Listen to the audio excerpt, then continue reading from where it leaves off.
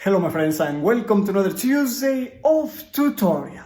I am Leonardo Perez Nieto and I'm so happy because I just got my brand new book on the basics of drawing, the ultimate guide for beginners.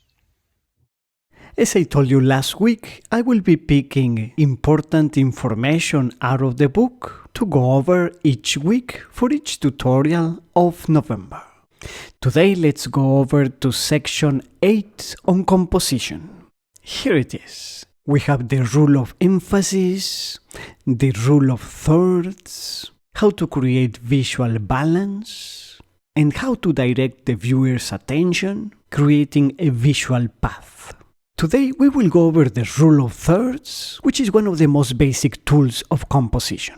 It is very simple. We just divide our surface in thirds, vertically and horizontally. The rule is try to place your focal points, that is, the important things, on or near where the lines intersect, or along these lines.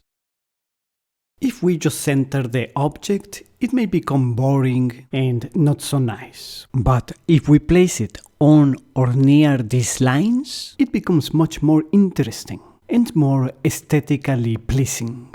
In this case, I used it for both the boat and the horizon line. Here we have another similar composition.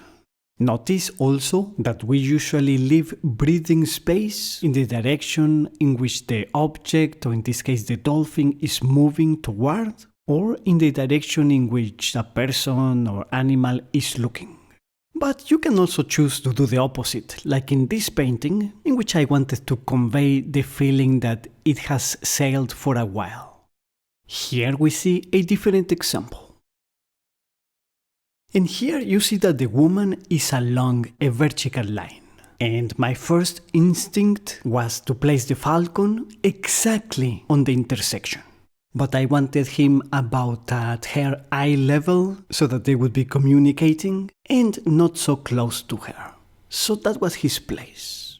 It is important to understand that the rule of thirds is not actually a rule, but a principle. And that you can use it, ignore it, or modify it to better communicate your message.